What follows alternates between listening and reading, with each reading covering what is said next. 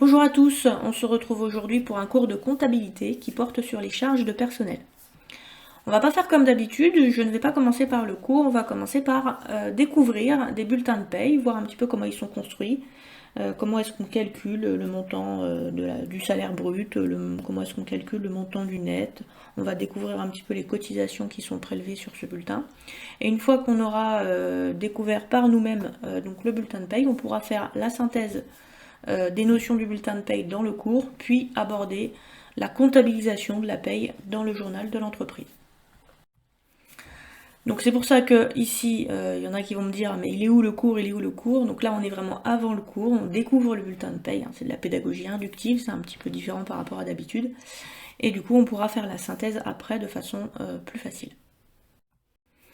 On commence tout d'abord par examiner les bulletins de paye. Donc je vais vous demander de prendre en main donc, les bulletins de paye que vous avez dans votre polycopier et également des stabilos.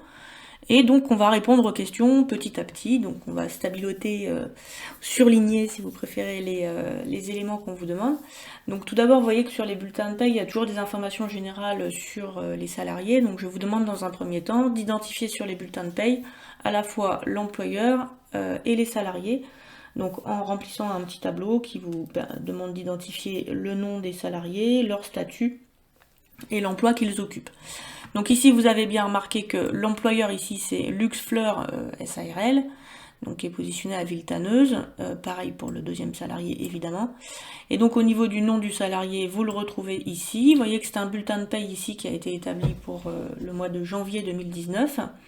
Vous avez l'adresse personnelle du salarié, son numéro de sécurité sociale, vous avez son emploi ici, vous avez un emploi de fleuriste et vous avez son statut. Donc en fait il y a deux statuts essentiels au niveau des bulletins de paye, un statut de non-cadre et un statut de cadre. Donc vous voyez que ici le deuxième il est cadre, il est décorateur floral, il s'appelle Souleymane Salvetti. Et donc il est décorateur floral. Donc l'idée est simplement d'identifier voilà, que dans le haut du bulletin de paye, vous avez des informations relatives aux salariés. Vous voyez aussi, il y a l'ancienneté du salarié qui apparaît, qui peut être intéressante, même s'il n'est pas demandé ici. On va donc pouvoir remplir simplement les informations demandées, à savoir pour l'employeur, la dénomination sociale, c'est Luxfleur SARL. Et les deux salariés, donc Alexia Jameau et Souleymane Salvetti, avec leur emploi et leur statut.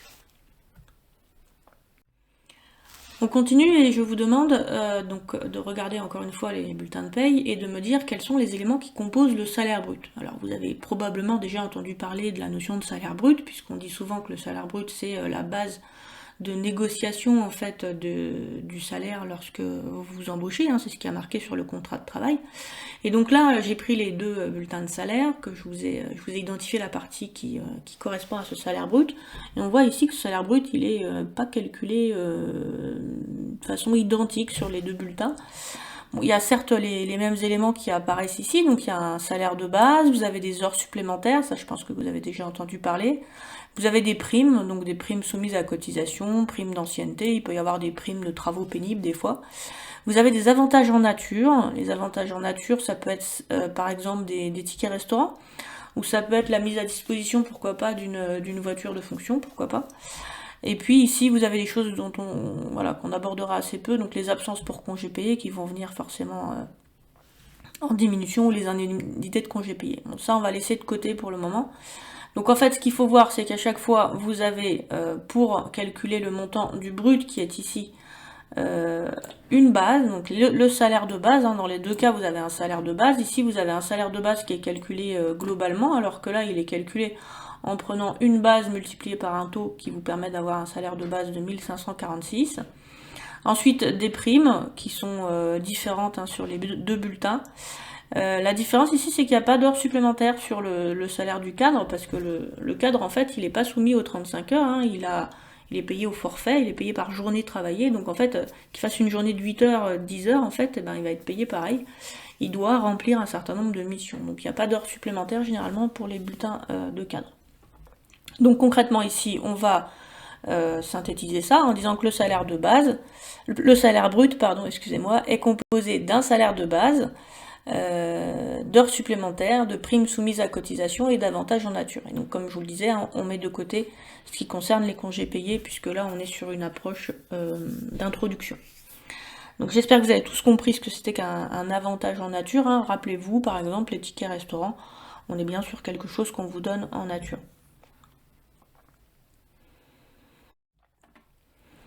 Ensuite, on vous demande plus précisément comment est-ce qu'on obtient le salaire de base. Autrement dit, comment est-ce qu'on a obtenu ici les 1546 € qu'il y a sur le bulletin de paye de Madame Jameau. On verra le bulletin de paye du salarié cadre un petit peu après.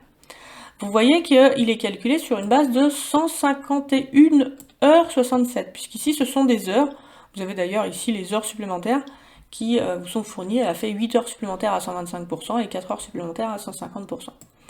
Donc en fait, pour trouver les 1546, on fait le nombre d'heures de base multiplié par un taux, qui est en fait ici un taux horaire. Comment est-ce qu'on fait pour obtenir ici 151,67 ? Parce qu'en fait, ce 151,67, il n'est pas spécifique à Madame Jameau. Il apparaît sur tous les bulletins de paye des gens qui sont à 35 heures. En effet, en France, le volume horaire hebdomadaire qu'un salarié doit fournir sur les contrats classiques est de 35 heures par semaine. Or, il y a 52 semaines dans l'année. Même s'il y a 5 semaines de congés payés, ça reste des semaines où on est considéré comme payé. Donc, 35 heures fois 52 semaines. Si on rapporte ça à un mois, pour savoir en moyenne combien d'heures est-ce qu'on a fourni sur un mois, eh bien, ça nous donne une moyenne de 151h67. Donc, le salaire de base est calculé sur une base de 151h67 par mois, soit 35 heures par semaine sur 52 semaines et rapporté sur 12 mois. Donc le 151,67, vous le trouvez en faisant 35 fois 52 divisé par 12. Et donc sur cette moyenne de 151h67 par mois, on multiplie par 10,19 qui est ici le taux horaire qui a été négocié dans le contrat de travail. Donc ce taux horaire en fait il ne peut pas être inférieur au SMIC. Donc là il est légèrement supérieur au SMIC et ça vous permet d'obtenir votre salaire de base. Donc pour information, je vous ai mis le SMIC donc, de 2019 et de 2020. Donc là c'est un bulletin de salaire de 2019. Le SMIC 2020 en brut, ici il va être à 10,15 € de l'heure. Donc ici ça veut dire que le taux horaire que vous avez dans votre bulletin de paye ne pourra pas être inférieur à 10,15 € sur le bulletin. Donc ça nous donne du coup, pour vous donner un ordre d'idée, hein, ça vous donne à peu près 1539 € bruts par mois, et puis ça fait à peu près 1200 et quelques en net, avant prélèvement de l'impôt sur le revenu évidemment. Pour le bulletin de notre salarié cadre, Monsieur Salvetti, vous voyez qu'il n'y a pas ici de volume horaire et il n'y a pas de rémunération horaire. Pourquoi ? Parce qu'en fait il est cadre.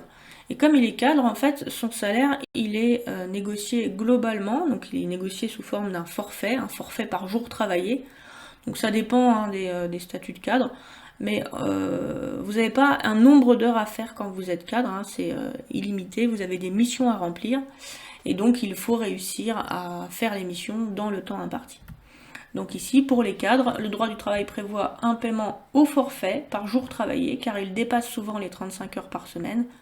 Donc on n'abordera pas la réglementation qui est liée au cadre, puisque ça dépasse le cadre de ce cours qui se limite à une introduction. Mais quand même constater que quand on est cadre, on n'a pas les mêmes obligations que quand on est non cadre. Ensuite, on vous demande comment est obtenu le taux horaire utilisé pour le calcul des heures supplémentaires. Donc ça concerne évidemment Madame Jameau, puisque Monsieur Salvetti est cadre et n'a pas d'heures supplémentaires. Et donc je vous demande comment est-ce que le 12,74 qui est ici, il a été obtenu. Et pareil pour le 15,29 €. Alors, vous devez vous aider un petit peu, hein, c'est marqué heure supplémentaire à 125%. Ça veut dire qu'une heure supplémentaire en France, elle est payée plus qu'une heure normale. Alors, c'est pas toujours payé 25% de plus qu'une heure normale. Des fois, c'est juste payé 10% de plus. Mais en tout cas, quand on dépasse les 35 heures par semaine, eh bien, on va avoir une rémunération supplémentaire. On va pas être payé au taux horaire de base, on va être payé à un taux horaire qui est majoré. Alors comment est-ce qu'on trouve ce taux horaire majoré ? C'est assez simple, hein. Vous prenez en fait simplement le taux qui est ici, qui est à 125%, et vous l'appliquez ici à votre salaire de base, à votre taux horaire de base. Donc pour une heure normale, c'est-à-dire qui se situe dans les 35 heures par semaine, vous êtes payé 10,19 €, et pour une heure supplémentaire, vous allez être payé 10,19 € fois 125%, ou plus simplement fois 1,25. C'est pas très évident à écrire, mais je ne désespère pas d'avoir ma tablette graphique un jour. Fois 1,25. Et forcément, pour l'heure qui est à 50%, eh bien on va faire 10, 19 multiplié par 1,5 ou par 150%, et ça revient en même. Et donc forcément, quand vous faites des heures supplémentaires, bah, du coup c'est intéressant pour vous. Mais bon, de l'autre côté, vous avez moins de temps pour votre vie personnelle et vous êtes plus fatigué. Donc le taux horaire des heures supplémentaires est majoré. Majoré, c'est-à-dire qu'on est payé plus qu'une heure normale. Donc sachez que entre la 36e et la 43e heure hebdomadaire, une heure supplémentaire est normalement payée 25% de plus qu'une heure normale, mais dans les plus petites entreprises, ça peut être simplement 10% de plus qu'une heure normale. Et au-delà de la 43e heure par semaine, eh bien, une heure supplémentaire est payée 50% de plus qu'une heure normale. Donc ça vous donne 10,19 fois 1,25, ça fait 12,74, et 10,19 fois 1,5, 15,29 €. Alors sachez que là, je vous donne à chaque fois la réglementation de base. Mais en fait, il y a plein de secteurs d'activité en France où vous avez des conventions collectives qui prévoient des conditions qui peuvent être différentes. Pareil, dans les plus petites entreprises, je vous l'ai dit, on n'est pas forcément à 25% de majoration pour les heures supplémentaires, on peut être simplement à 10% de majoration. Donc là, c'est le cas le plus courant, hein. L'idée, c'est que vous compreniez la structure d'un bulletin de paye, mais ne croyez pas que tous les bulletins de paye se présentent exactement de la même façon. Il y a une multitude de cas particuliers. Ensuite, je vous demande si le salaire brut correspond au montant que va effectivement recevoir le salarié à la fin du mois. Alors, évidemment, je pense que c'est assez évident comme question, la réponse est non. Donc, le salarié ne perçoit pas 1850,60 € ici à la fin du mois. Quand vous regardez en fait l'ensemble de votre bulletin de paye, vous voyez qu'en fait, on lui prélève des cotisations. Vous avez ici des cotisations salariales qui sont prélevées. Elles sont prélevées en fait pas par l'État, mais elles sont prélevées par l'employeur, et c'est l'employeur qui va se charger de les reverser à l'État pour le compte du salarié. On dit que ces cotisations sociales salariales sont prélevées à la source. Mais c'est le salarié qui est censé les payer. D'accord ? Simplement, pour aller plus vite, c'est l'employeur qui se charge de les enlever. Donc, du coup, on fait la rémunération brute moins les cotisations, ça donne un salaire net, mais le salaire net n'est toujours pas ce que le salarié va recevoir. En effet, il se peut qu'on lui ait versé des avances ou des acomptes sur son salaire, c'est le cas ici, ou qu'il ait eu une retenue salariale qui peut être associée éventuellement à je sais pas, le versement d'une pension alimentaire qu'on lui prélève directement sur son bulletin de paye. Il a également la reprise de ses avantages en nature, car les avantages en nature en fait sont additionnés ici dans le bulletin de paye pour être soumis à cotisation, mais on ne les reverse pas une deuxième fois puisqu'on les a déjà versés en nature, donc on les a simplement ajoutés au salaire brut pour qu'ils soient soumis à cotisation. Donc on les réenlève, ça nous donne un net à payer avant impôt sur le revenu, mais ça c'est encore pas le salaire qu'on va verser aux salariés, car désormais l'impôt sur le revenu est prélevé à la source, et donc l'employeur prélève à la source le montant de l'impôt sur le revenu, et donc ici, il ne va recevoir à la fin du mois que 1169,38 €. Donc, on va simplement noter pour le moment que le salarié donc ne reçoit pas le montant brut à la fin du mois, car il est prélevé de ses cotisations sociales, salariales et également d'autres retenues salariales, comme la CSG notamment, et vous avez donc les avancées à compte, retenues, avantages en nature, qui doivent être prises en compte. Donc le salarié perçoit le net à payer, avant impôt, après impôt, hein, donc ça dépend s'il est soumis ou pas à l'impôt. Alors vous noterez quand même que sur le bulletin de paye, il y a des petites erreurs sur les deux bulletins, donc je vous demanderai de rectifier le salaire imposable ici, sur le bulletin cadre, non cadre, et le salaire imposable sur le bulletin cadre. Il y avait des petites erreurs que j'ai oublié de rectifier, donc vous rectifierez bien sur vos bulletins respectifs. On continue avec les différentes cotisations. Donc on a vu que les salariés, on leur prélevait des cotisations, donc des cotisations salariales pour l'instant, hein, c'est ce qui m'intéresse. Donc je vous demande comment sont calculées les différentes cotisations qui apparaissent sur le bulletin de paye. Donc ici je vous ai mis un extrait des cotisations du bulletin non cadre et du bulletin cadre. Donc vous voyez que les cotisations, ici j'ai pris la cotisation retraite, elles sont calculées sur la base de 1850,60 et puis on multiplie par des taux. Donc les taux que vous avez ici en fait sont fournis par la sécurité sociale, hein, c'est la législation qui vous les fournit, et la base correspond ici le plus souvent au salaire brut. Ça c'est pour le bulletin non cadre. Mais en fait, si c'est le cas, c'est parce que ici, vous avez un salaire qui est pas très élevé et qui est notamment inférieur au plafond de la sécurité sociale. Sur le bulletin cadre, vous avez des cotisations qui sont calculées, là encore, sur la base du montant brut. Donc vous voyez, hein, cotisation de sécurité sociale déplafonnée. Déplafonnée, c'est-à-dire qu'on ne tient pas compte du plafond de la sécurité sociale. Et par contre, vous avez des cotisations qui sont plafonnées. En fait, une cotisation qui est plafonnée, ça veut dire que la base de calcul ne pourra pas aller au-delà du plafond de la sécurité sociale qui est fixé chaque année. Donc qui est ici de 3 377, vous voyez que j'y ai fait référence ici. Il y a certaines cotisations qui se calculent par tranche. Alors vous vous rappelez des tranches? On en a parlé pour le barème de l'impôt sur le revenu, on en a parlé pour les ristournes par tranche. Eh bien regardez ici, vous avez une cotisation ici de retraite complémentaire qui comporte 2 tranches. La première tranche, elle va jusqu'au plafond de la sécurité sociale, et au-delà du plafond, donc 3000, on doit faire 3614 moins 3377, eh bien on va trouver le montant de la deuxième tranche qui est soumis à un taux de cotisation qui est différent. Donc voilà, il faut retenir quoi? Il faut retenir que généralement, chaque cotisation est calculée en multipliant une base par un taux. La base correspond généralement au salaire brut, mais elle peut être différente, car certaines cotisations sont calculées en tenant compte d'un plafond, c'est-à-dire que les cotisations sont plafonnées. Ce plafond est fixé chaque année par la sécurité sociale. Il est 3377 au 1er janvier 2019, donc pour le bulletin de paye que je vous présente. Et il est remis à jour en fait chaque année. Donc là, on n'a pas encore le plafond pour 2021, mais forcément, on a le plafond pour 2020 qui est de 3468 cette année. Et donc, vers le 20 décembre, on devrait avoir les nouveaux plafonds, le nouveau taux du SMIC aussi. Et je ne sais pas s'ils vont le revaloriser chaque année. Cette année. Normalement, il est revalorisé chaque année. Mais pour cette année, il parle de ne pas revaloriser le SMIC, justement. Ensuite, on vous demande qui supporte les cotisations sociales. Donc là, je pense que vous avez compris qu'il y a 2 types de cotisations. Les cotisations salariales, donc qui sont à la charge du salarié, donc qui vont être prélevées directement sur le salaire brut par l'employeur. Et l'employeur, en fait, il est chargé de payer ses propres cotisations, qui sont en plus de fait du salaire brut et qui viennent alourdir le coût du travail.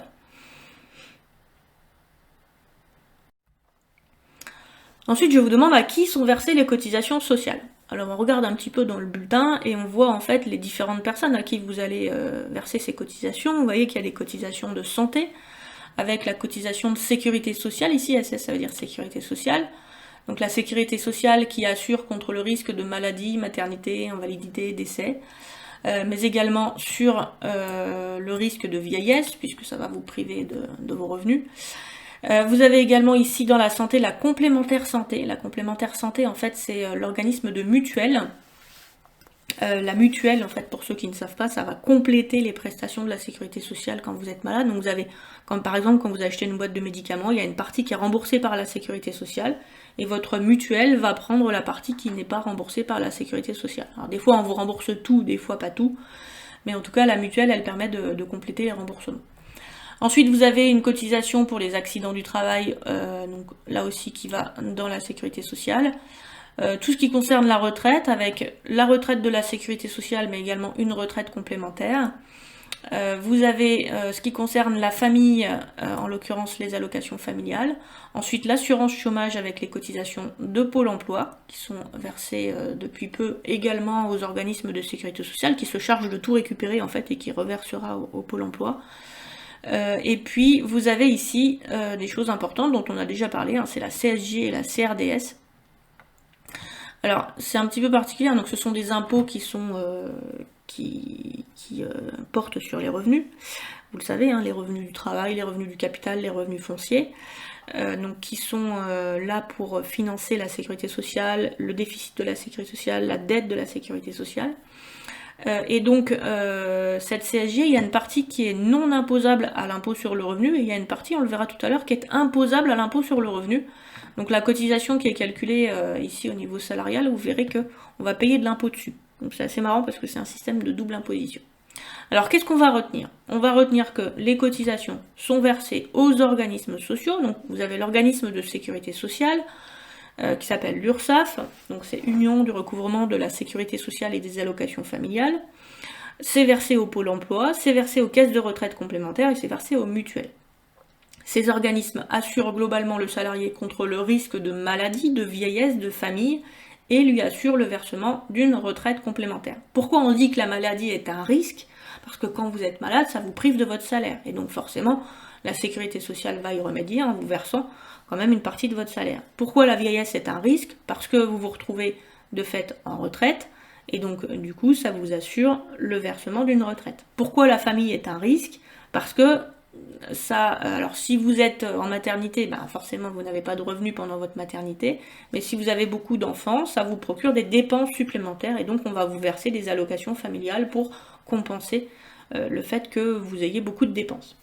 Donc c'est l'URSSAF qui est chargé du recouvrement des cotisations d'assurance de sécurité sociale et également d'assurance chômage. Alors c'est important de savoir que c'est l'URSSAF qui s'en charge parce que quand on va faire les enregistrements comptables, il s'agira de bien évaluer à qui est-ce qu'on doit verser l'argent. Donc tout ce qui concerne la sécurité sociale et le Pôle emploi, c'est versé à l'URSSAF et ensuite l'URSSAF se chargera de reverser au Pôle emploi. Ensuite, par qui sont versées les cotisations sociales? Est-ce que c'est le salarié qui verse ses propres cotisations? Non, hein, c'est pas ça qu'on a dit. Hein. On a dit effectivement que c'est l'employeur qui verse les cotisations salariales pour le compte du salarié et il verse également ses propres cotisations qu'on appelle les cotisations patronales. Donc en fait l'employeur il fait un prélèvement à la source des cotisations salariales, c'est comme ça qu'on l'appelle. Ensuite je vous demande quel est le montant perçu en fin de mois par Madame Jameau et Monsieur Salvetti et comment a-t-il été calculé. Alors on l'a déjà un petit peu abordé tout à l'heure, vous voyez ici que vous avez un montant net à payer après prélèvement à la source qui est de 1169,38. Donc l'idée c'est de retrouver comment il a été obtenu. Donc on l'a expliqué tout à l'heure, on prend la rémunération brute, on va enlever le total des cotisations, mais uniquement les cotisations salariales. Donc ça nous donne ça moins ça nous donne en fait le montant du net. Donc on peut partir directement du net ici. On a des primes ici non imposables et remboursements de frais qui sont rajoutés parfois, donc des remboursements de frais, ça peut être des remboursements de frais kilométriques par exemple, qui sont remboursés aux salariés, donc ça, s'il y en a, ça se rajoute, et par contre, les avances et les acomptes et les reprises sur avantages en nature, ça vient en diminution, ce qui nous permet de trouver ici le montant de 1236,27, et en enlevant l'impôt sur le revenu, on trouve les 1169,38.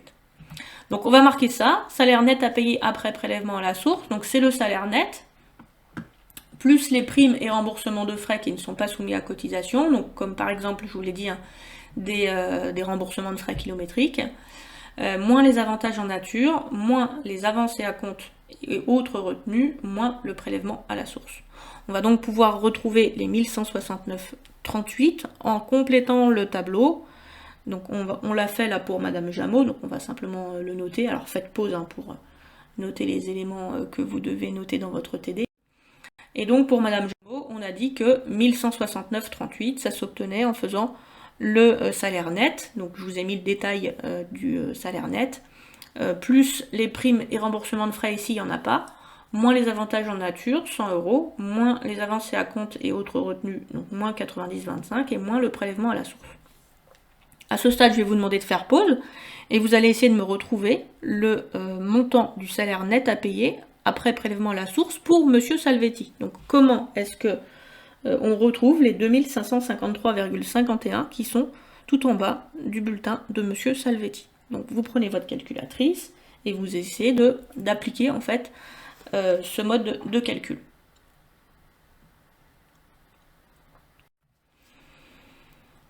Donc voici la solution. J'espère que vous ne l'avez pas affiché trop tôt. Donc j'ai pris le salaire net directement, 2822,35. Ici, il n'y avait ni prime, ni avancée à compte, ni reprise sur avantage en nature. Donc du coup, c'est assez facile. J'ai juste enlevé le montant du prélèvement à la source. Ça m'a donné, du coup, 2553,51. Ensuite, on vous demande quel est le montant que les salariés doivent déclarer sur leur déclaration d'impôt sur le revenu. En effet, sur chaque bulletin de salaire est noté le salaire imposable. Donc ici, sur le salaire imposable de Madame Jameau, donc je vous ai dit de modifier le montant tout à l'heure, hein, il est de 1540,99. Et donc on pourrait s'étonner parce que Madame Jameau a un salaire net ici de 1426,52, alors on ne tient pas compte des avances et acomptes qui ont pu modifier au départ ce qu'elle va effectivement recevoir à la fin du mois, mais elle a un salaire net de 1426 et elle est imposée sur plus que ce qu'elle va percevoir. Alors pourquoi? Eh bien en fait, le salaire imposable est constitué de 3 éléments. C'est le salaire net, plus le montant de la CSG et CRDS pour la partie non imposable, plus on est imposé également sur la mutuelle que prend en charge l'employeur, sur la partie de la mutuelle que prend en charge l'employeur. Parce que finalement, grâce à l'employeur, eh bien, vous percevez vous avez votre mutuelle qui est prise en charge, et du coup, bah, c'est comme si vous aviez un complément de revenu. Moi, par exemple, je paye ma mutuelle directement, mon employeur, il ne me la prend pas en charge.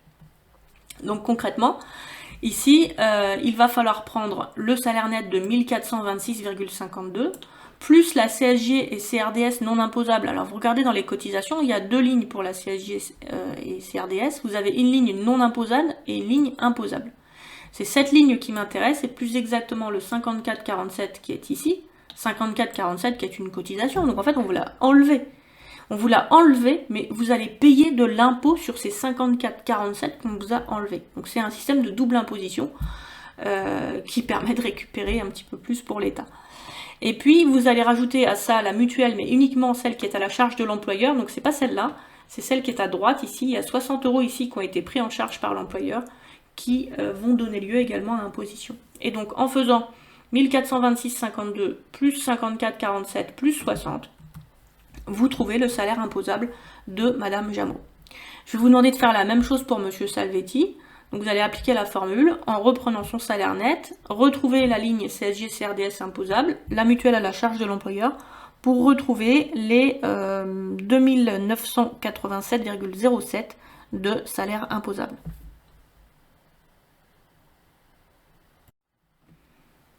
Pour Monsieur Salvetti, donc j'ai retrouvé ici le salaire net qui était de 2822,35. J'y rajoute, excusez-moi, je commence à fatiguer. J'y rajoute la CSG CRDS imposable de 104,72 et j'y rajoute la mutuelle, donc qui est également de 60 € pour la part employeur. Ça vous donne un salaire imposable de 2987,07. Je vous ai dit tout à l'heure qu'il n'était pas bon sur le bulletin, mais en fait il était bon. Pour finir, j'aimerais savoir combien ont coûté au total ces 2 salariés pour leur employeur. Pour savoir combien ont coûté ces salariés à leur employeur, en fait, il faut reprendre la structure du bulletin de paye. On voit qu'au départ, l'employeur, il supporte une rémunération brute. Alors certes, il va enlever un certain nombre de cotisations salariales, mais lui, il doit le brut au départ aux salariés. Il ne va pas leur verser le brut, mais il leur doit le brut. En plus du montant brut, il a dû supporter lui-même des cotisations patronales. Ces cotisations patronales vont se rajouter au coût du travail. Et en plus, il a pu éventuellement verser des primes non imposables et rembourser des frais à ses salariés, comme des frais kilométriques par exemple. Le coût total d'un salarié pour un employeur correspond donc à l'addition du salaire brut, des cotisations patronales, des primes non imposables et remboursement de frais. On va le faire pour Madame Jameau. Donc pour Madame Jameau, le salaire brut, on va le chercher, il est de 1850,60. On y rajoute le montant des cotisations patronales, 486,57. Il n'y a pas de prime non imposable ici. Donc Madame Jameau coûte 2337,17 € à son employeur. Alors que son salaire net, avant impôt sur le revenu, il est de 1236. Donc elle a droit à 1236, mais elle coûte en réalité 2337,17. C'est pour vous montrer à quel point le coût total de l'employeur, en fait, il est très différent de ce qu'on perçoit à la fin du mois. On dit toujours que le coût du travail est élevé en France. Vous en avez ici l'illustration. On fait ce même calcul avec M. Salvetti. Donc vous allez aller chercher le montant du salaire brut de M. Salvetti. En l'occurrence, il s'agit de 3614,45. Vous retrouvez le montant total des cotisations patronales qui sont à droite sur le bulletin. Ça fait un total de 1429,38. Ça vous donne un coût pour M. Salvetti qui est de 5043,83. Donc lui, il a un salaire net à payer avant impôt sur le revenu qui est de 2822, mais il coûte en réalité 5043,83. Donc là aussi, illustration assez forte de ce qu'est le coût du travail pour l'employeur. Voilà pour cette découverte du bulletin de paye qui vous servira à coup sûr dans votre vie future. On va maintenant dans la vidéo numéro 2 faire la synthèse de ce que l'on a découvert sur le bulletin de paye, donc synthèse du cours. Et ensuite on va découvrir comment est-ce qu'on fait les enregistrements comptables des bulletins de paye dans le journal de l'entreprise. Vous pouvez toujours vous abonner aux vidéos de la chaîne si ce n'est pas encore fait. Et n'oubliez pas de garder cette vidéo dans vos favoris. Vous avez même le droit de mettre des petits pouces, de mettre des petits commentaires, de me souhaiter joyeux Noël en commentaire. Ça me fera toujours plaisir. À très bientôt!